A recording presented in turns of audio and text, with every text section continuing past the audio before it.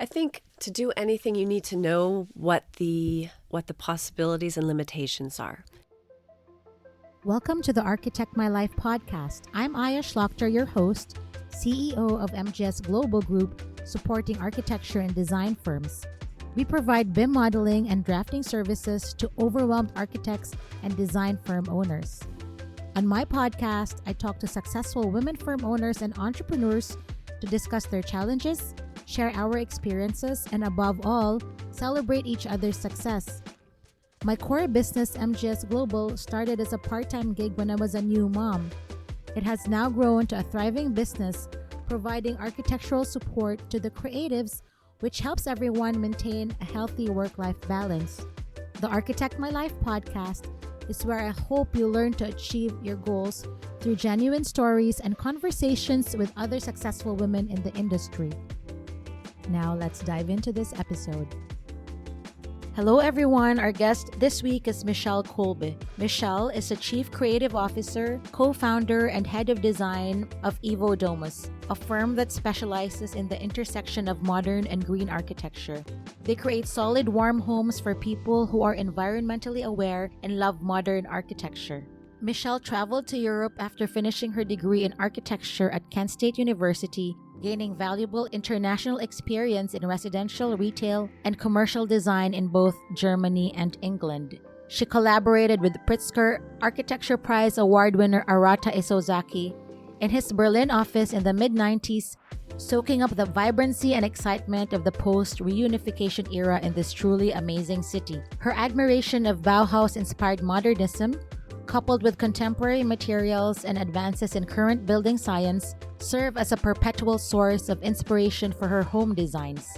After 17 years abroad, she returned to the US, bringing with her a wealth of experience in the fields of energy-efficient architectural design, client relations, and construction management. I am so thrilled to talk to her today. Welcome to the show, Michelle. Hi, Aya. It's really great to be here. Tell us about a childhood experience, a person or a place that influenced you to be who you are right now in your career in architecture. You know, that's really interesting, Aya, because I've thought about that through the years. And I have to say, it is my dad. My dad worked at a steel factory for most of his life, but his second job was building houses. And when I was young, I remember being in half-framed houses, the smell of the sawdust, playing in the leftover concrete muck, which is probably very unhealthy, but, you know, you make pottery out of it then. And then decades later, talking to my mom, wondering why I spent so much time with my dad at a very young age on these construction sites.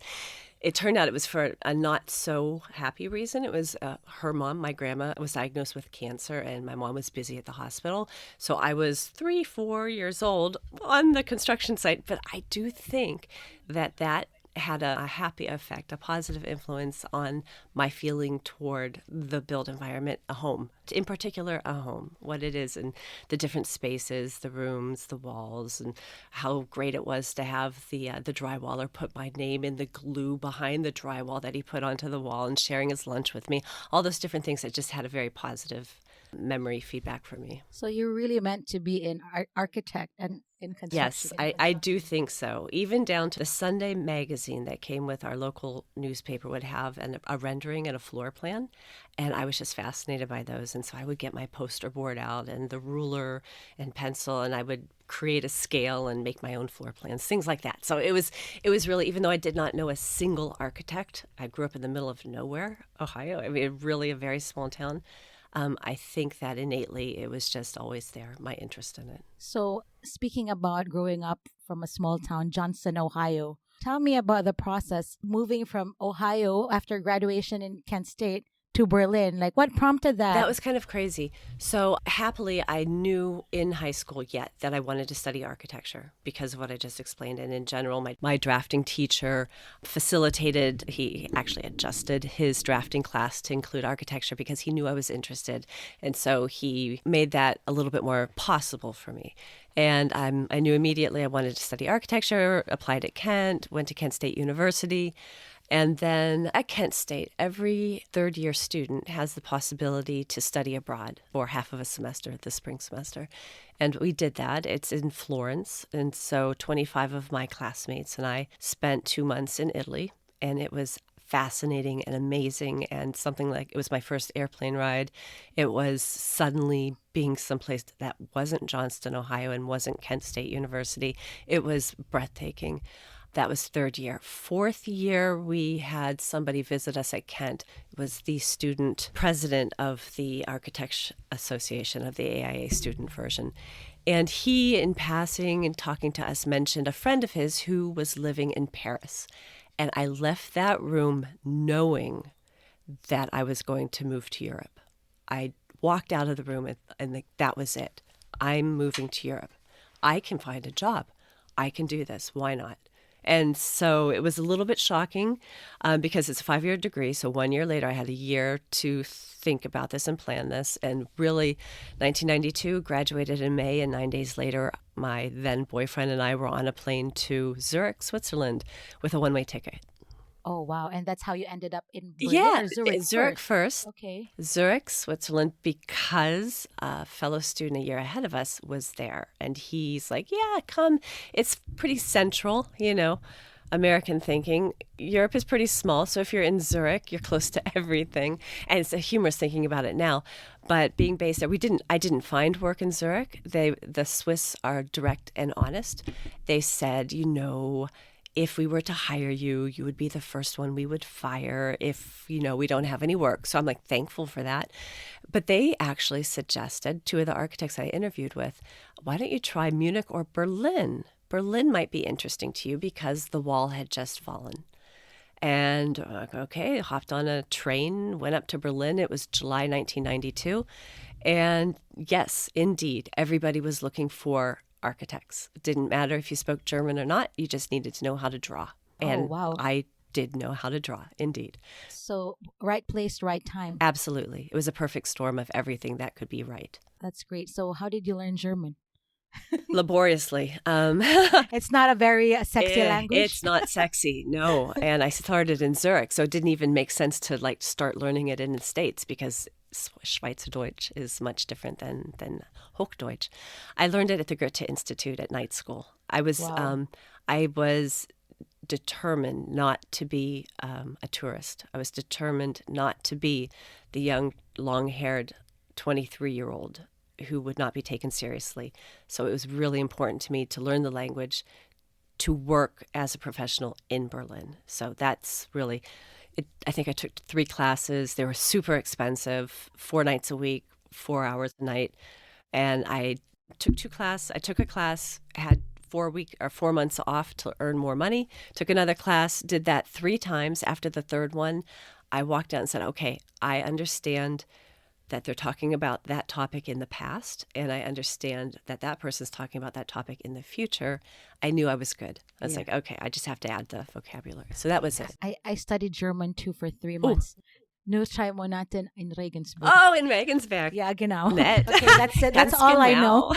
Ganz genau. So you became a member of Berlin Architektkammer. What is that? Yeah, Architektenkammer. Yeah. It's the AIA comparable. It's the same thing. It's being licensed in Germany. Wow, that's amazing. So you also worked with Arata Isozaki? Yeah, that was very interesting. I mean, at that time, that was 1994 through 96, I believe.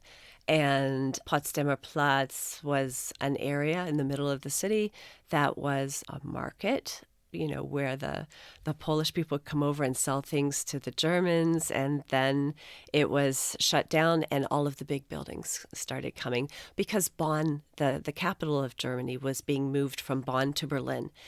So there was a lot of money that was being pumped into the city of Berlin. And all of the famous architects were there. Renzo Piano was actually the lead architect on the entire area at the center of the city.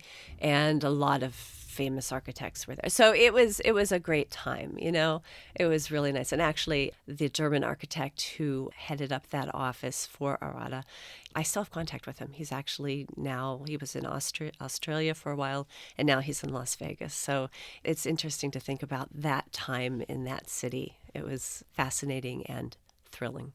That's great. So how did you move or get from Berlin to England and back to Ohio? Yeah, that's kind of, let me think. So, Berlin, we were there for 13 years. And then I met Alexander, partner now, and we worked together in Berlin. Things were slowing down in about 2001, 2002. It actually hit the rest of the city before it hit us. We had a lot of English clients, shopping centers. But then it eventually did slow down for them too. They pulled out of the city. Our big projects were dying. And then we got an opportunity to work in England for a German prefab house builder with whom Alexander had worked in his early years. And we were still, it's a strange story, Aya, we were still storing those files from like a decade earlier in our basement that we were going to give up because it was just storage. And he was going to chuck them. I'm like, you know what? Don't throw those away. It's Hoof House. I bet they might want them because it's a family company. It's big. So he reached out to the owner, the company owner, and he's like, Herr Kolbe, I can't believe you're calling at this point in time. We are desperately looking for an architect in England. Wouldn't you like to move to England and head up the part of the architecture program there for Hoof House? And so that was actually a very gentle release from Berlin and start in England, which was fascinating for both of us because for me it was English speaking, which was a novelty to be able to speak English every day instead of German. And it's a beautiful country. So we enjoyed our time there. That was wonderful. Like 4 years, right? Yeah, 4 years. And it was partially with Hoof House, and part of the time then we transitioned over to Balfritz. So is it a construction company as well? They are house builders. Both of them are house builders. Germany is very well known for their prefab house manufacturing. They have a lot of different companies, but Hoof House and Balfritz are actually, I would say, most well known and environmentally conscientious and just really solid companies who care about everything that they do. And so I think the experience there, that transition in England, impacted my life hugely. Alexander and my life both. It was something for him. It started even earlier, but for me in particular now, it's a little bit jumping, sorry, Aya, but the Balfritz impact was even more because Balfritz is more of, you cannot identify a Balfritz house. A Hoof House is very identifiable, a lot of glass, timber framed, lovely, but it always looks like a Hoof House. Balfritz, on the other hand, is more of a system. And if you work with the rules of the system, you can build anything. Is this like the passive house concept? No, it's not even that. They are, I'm sure it'd be very easy to specify a Balfritz to be a passive house. But Balfritz is a company name. It's a family-owned company, and they build panelized prefab houses in Germany. Not just in Germany, they're produced in Germany, but they deliver to everywhere in Europe, as well as England, which is where we lived. And so we designed many houses for Balfritz. And when then 2008 happened, leading into the next question you're probably going to ask me, how did you get to the States? The end of 2008, August, September, when all of the clients started canceling, it was the global crisis. And I'm like, oh, well, that's interesting. What are we going to do now? And so we actually carried everything that we had learned and the systems and processes from mainly Balfritz. That was what was in the back of our mind when we created EvoDomus. Wow. So was it a reverse culture shock for an American to come back home after 17 years? Yeah, actually, it could have been. But I feel like I've lived a couple different lives. So at the age that I was, with the experience that I had already had, I feel like I was ready to come back anyhow. Also because I had Nicky. He was 2.5 years old. I was pregnant with Natalie when this was happening. So I was 6 months pregnant when we realized that we needed to pick up and move to the States. So it was really okay to come back. My family's here. There were a lot of perks to it. There were a lot of things in place that facilitated actually making a new start.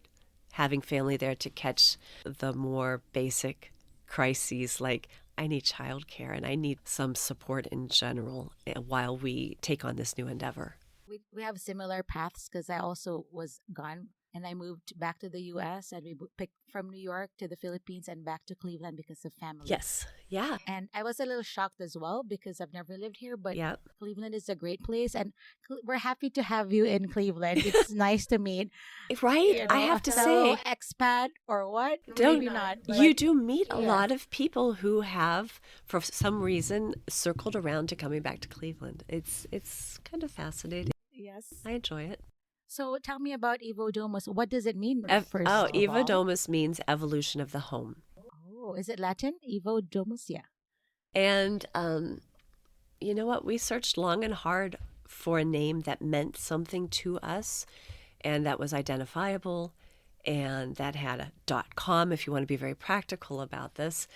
It was three solid weeks of going through a lot of different possibilities, and I have to say I'm still very happy with the name and what it means to us, and it's a talking point also. People ask, and it's not evil donuts, no, it's EvoDomus, and it starts the conversation about why that would be important to us, and it's like a soft start into describing what our principles are. So it's interesting. So I love how your business is really very holistic and you've actually niched down, and this is the problem with a lot of architects. They do everything, right? They do residential, retail, but you've actually niched down, and I think your niche, and correct me if I'm wrong, is custom, high-end, prefab, sustainable homes.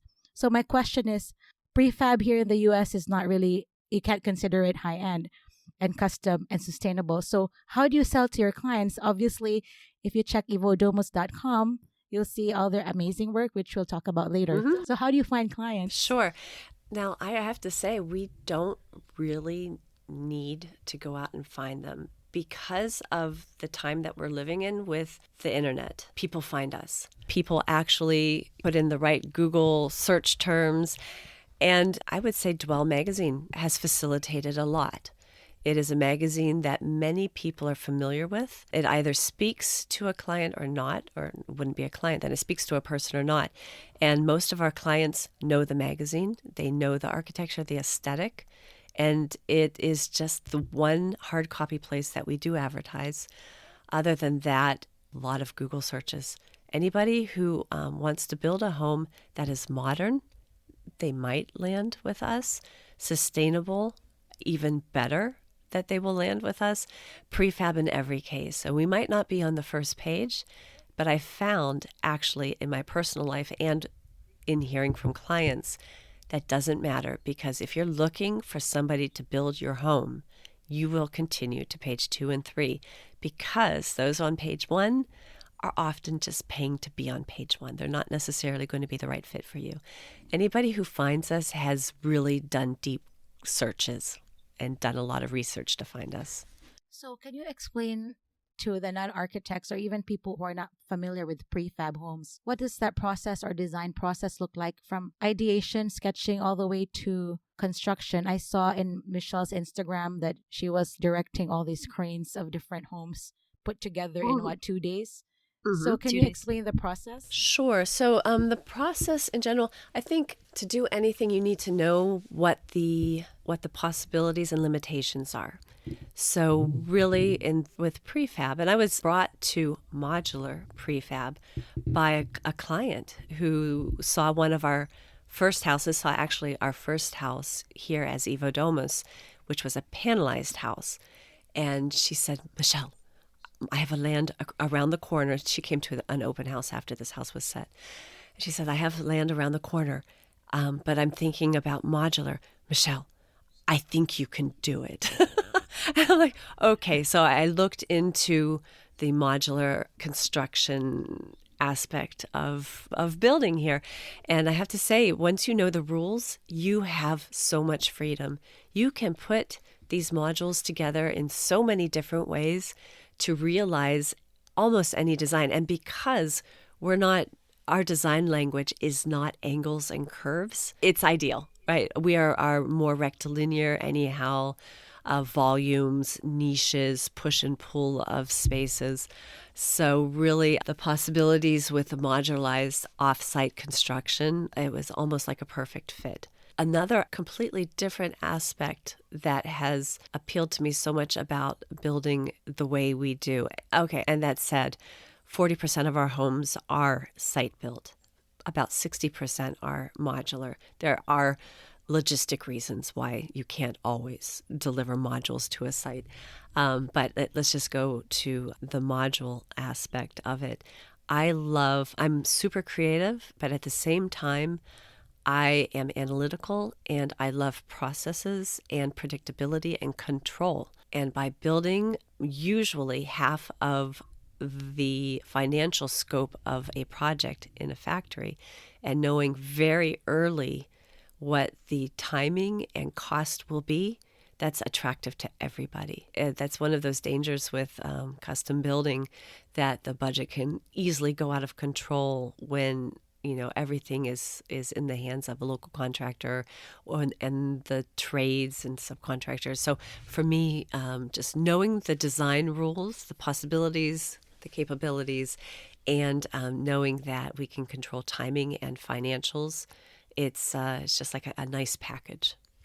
So how long does it take to put together a house once it's on site? Okay. Like a typical house. Yeah. So once those modules have been pulled to the site on the trucks, those big semi trucks, the set is typically 2 days.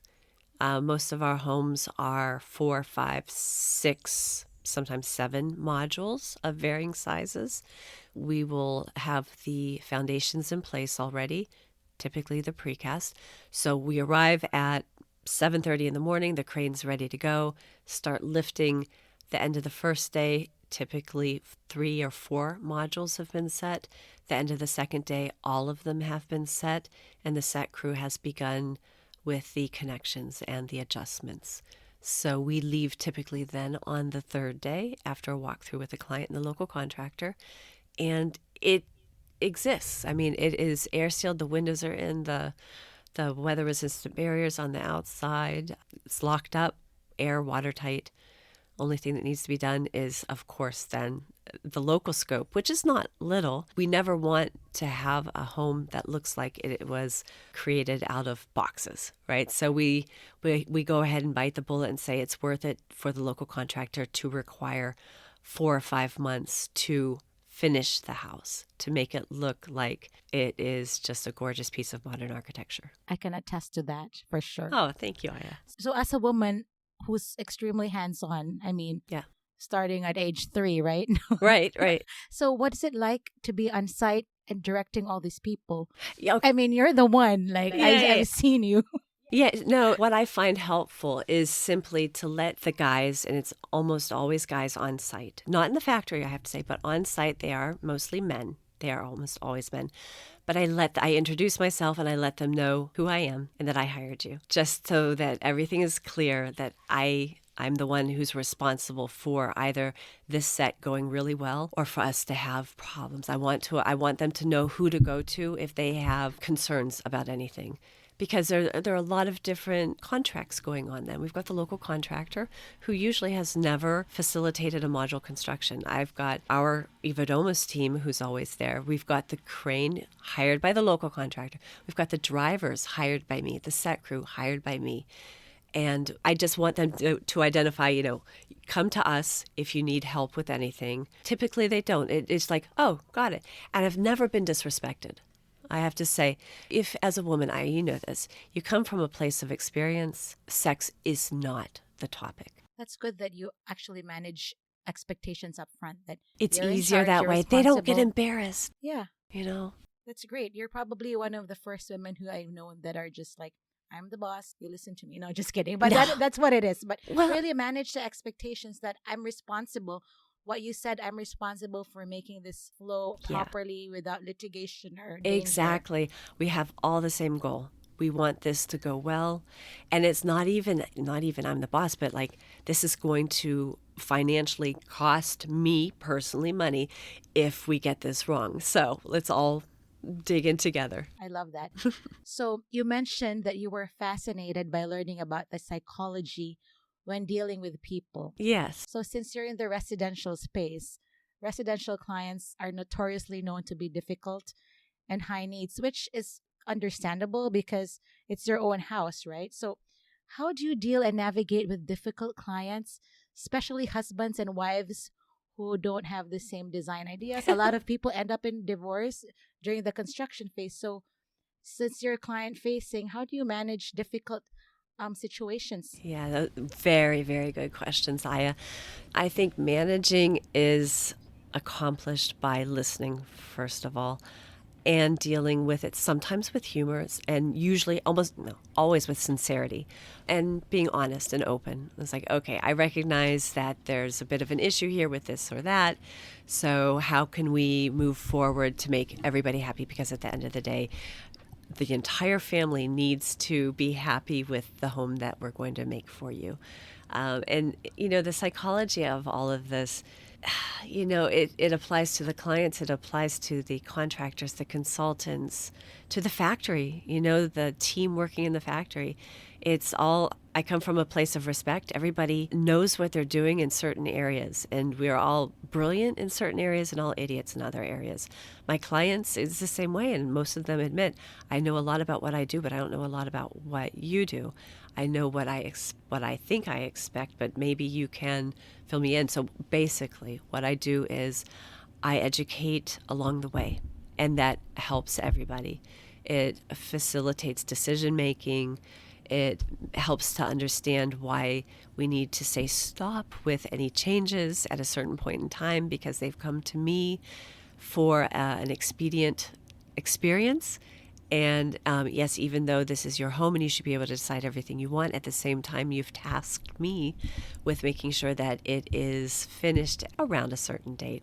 So all of these different things, through the years, it's communicating experience, education, talking about expectations, what's possible, what's not possible. All those things kind of lead into it. And everybody deep down, 95% of people are decent people. They sometimes just don't know how to express themselves, and sometimes they need to hear that it's all in the tone, that emails can be dangerous. Like, if you have a problem, go ahead and give me a call. If you're not sure, it can be less abrasive than a two-liner. It just really, it's all in how you communicate with people, with both sides. So I really think a lot of problems can be solved by just picking up the phone, because I agree, an email could be misread. Yes. And the tone. Yes. So, and it's usually coming from a place of fear.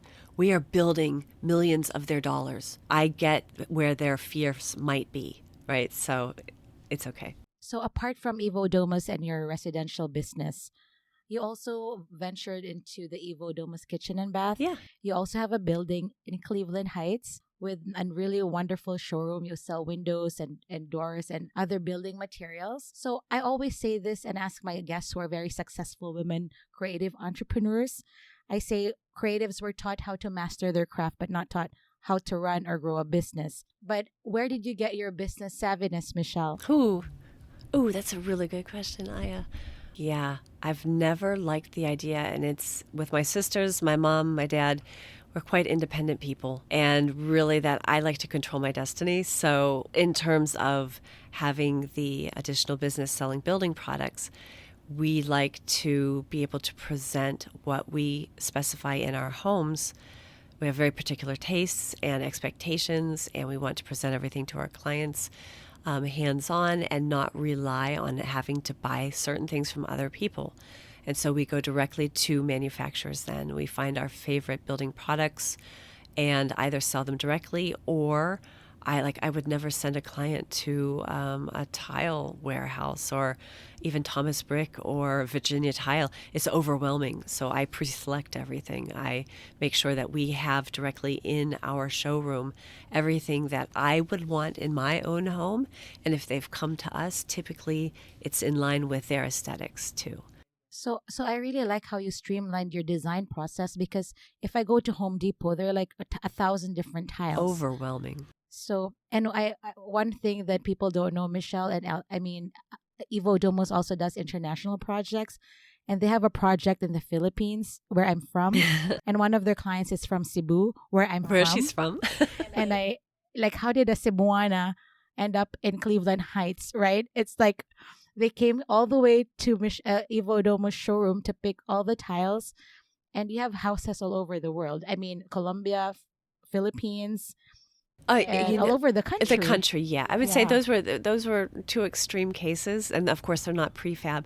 But I tell you, it's a funny story in general how the whole Philippine connection, because I met you through Rob, Rob. and here we are sitting, and it's a very funny thing. And then to find out that you're from Cebu and the Wongs are from Cebu. That's where the project is. And indeed, they had been connected with us for 10 years. The property that they had was sitting there for 10 years while they were each attending to their individual businesses. And then her health started failing, and they're like, okay, he needs to build something. As he says, I want to build a very healthy home for my wife.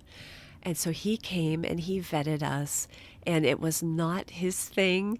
And he admitted that he was quite anxious when he came in to our showroom, and he started talking to us, but he stayed for 3 hours. We had sushi together afterwards, and he said, I am so happy that I overcame my anxiety. It has been so nice. No, I've always told Michelle that when I redesign my kitchen, I'm going to get an EvoDomus kitchen. Happily. Even though I was trained as a residential architect, Michelle is doing the kitchen. That's for sure.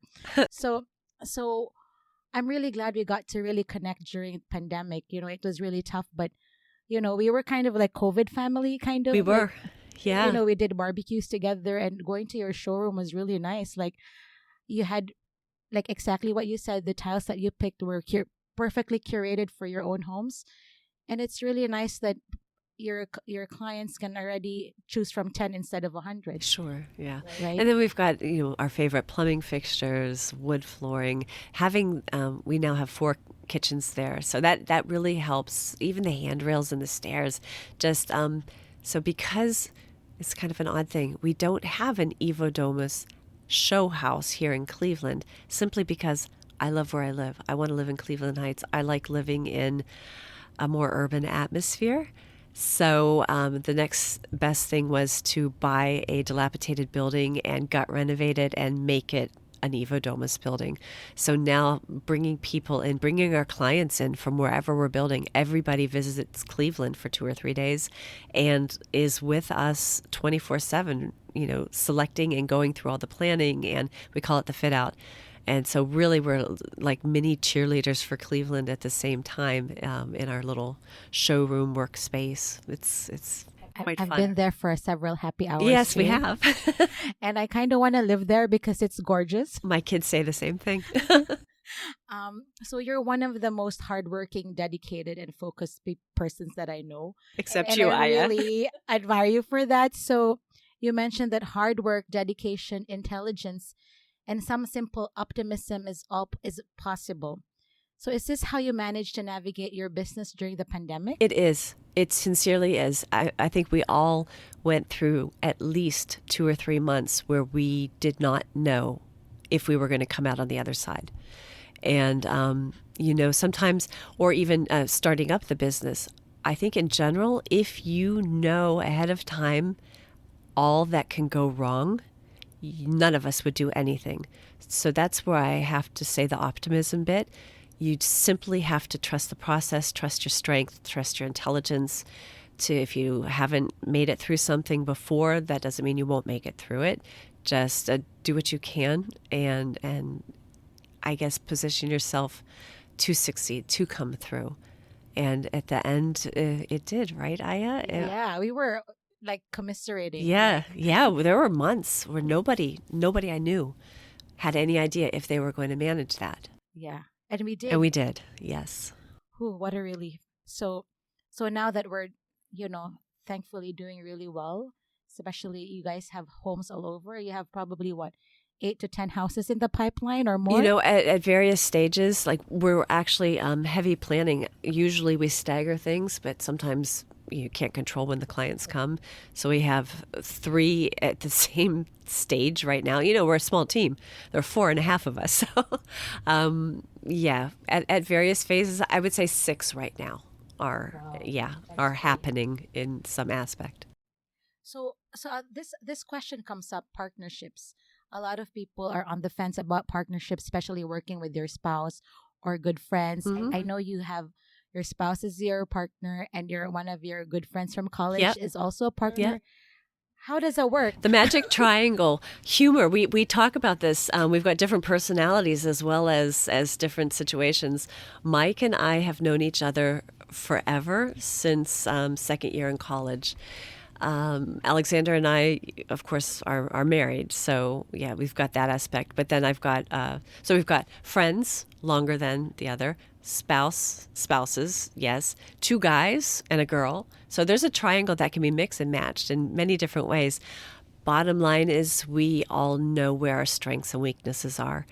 And although there are overlaps necessarily, because you do need to cover for each other every once in a while, but we all know and trust our individual strengths. And I think that is an invaluable asset when you're thinking about how to move from a solo practitioner or going it alone to going into a partnership. You need to find somebody where there's mutual respect and not 100% overlapping skill sets. You need some diversity in skill sets so that you can manage more.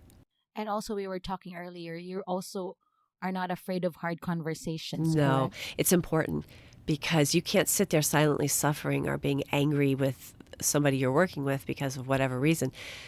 You really need to analyze your own thoughts and what might be bothering you, and then sit down and talk about it. And say, I'm having an issue here. We need to think about that. Usually, again, it's coming from, like, if Alexander's having a problem with something, he's coming from a place of worry, about the timing. And, if Mike and I are having issues with something else, it's from a place of, we need to figure this, that, and the other out.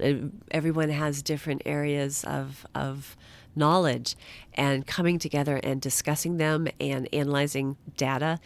At this point in time, we have 15 houses under our belt in this way, and it's a new process. This is not common. What we do is not common. Nobody else would do it. It's not a Shark Tank business, right? It's not scalable. It's very much personality based.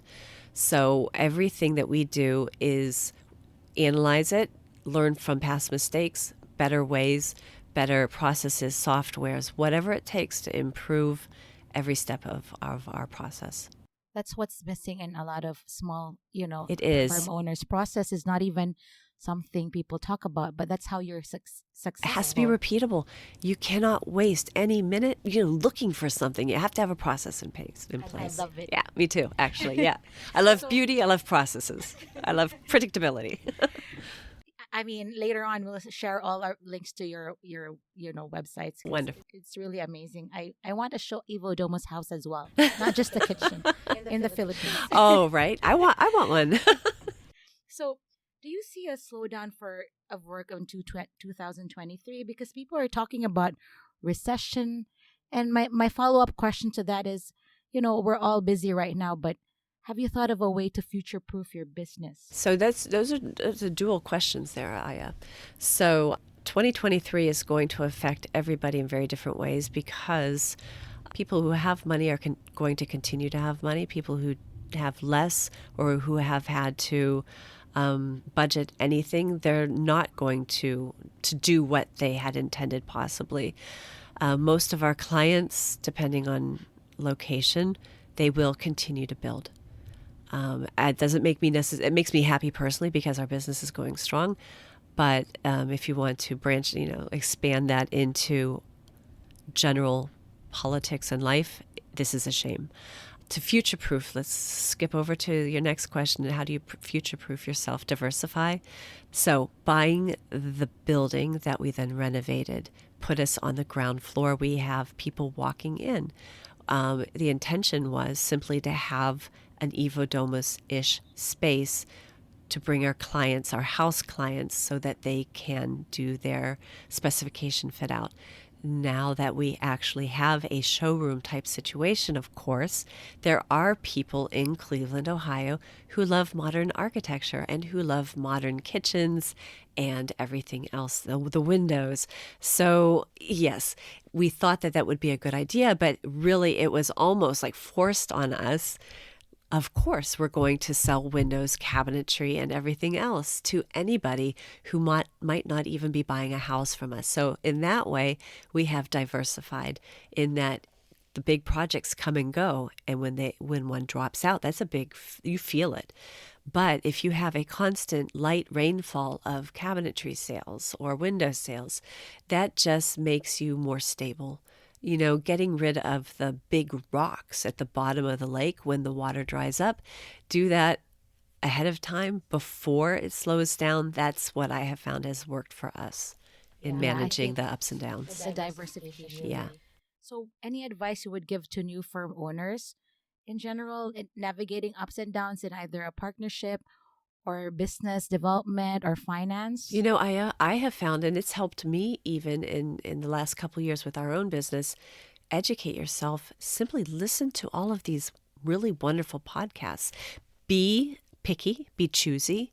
Don't listen to crap. You can recognize things that are not that valuable, but there are a lot of good podcasts out there and bits of information where you can learn through other people's experiences. You don't really need to have every bad experience yourself. And you don't have to run and find a partner. Sometimes it's simply going through the weeks, the months, the years with sincerely very open eyes. And sometimes that person who you might partner up with is unexpected. Many times it's the personality and skill set, not necessarily the experience that another person might have.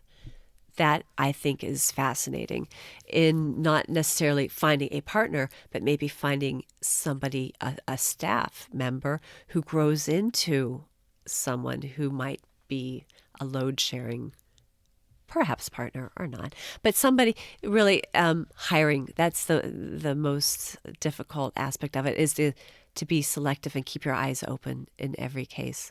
And of course, educate yourself. Learn as much as you can. So I like what you said. I say this a lot. A smart person learns from their mistakes. Yes. But a genius learns from the mistakes of others. Yes, absolutely. Yes, right. I agree 100%. So I like to talk about work-life balance. Michelle, who is Michelle outside of EvoDomus? Michelle outside of EvoDomus is mom to Natalie and Nick. I have to say my kids and my family, my mom and dad and sisters are very nearby, an hour away. So beyond being a sister and daughter, my priority is to my kids. To Nick, he's 16, Natalie's 13. These are the most important years. I often think, and we talk openly about it, is I'm going to be very sad when they don't love to hang out with me. So I've mentioned this also, this is like my fourth or fifth life. I feel this is the life where being a mom and kicking butt with being a business owner, that's what's important to me right now. I've lived the let's explore Europe. I've been through that, and it was wonderful. It has informed who I am now. But right now, this is who I am. The 50s, this is it. So what's next for EvoDomus and what's next for Michelle? You decide in what order. Oh, good questions. You know what? I just feel like we are heading up to the peak of optimization. So it's going to be more of the same. I love the outreach aspect that we have of, really the clients who we're building for right now. They are truly interested in what we do and what they're going to be living in.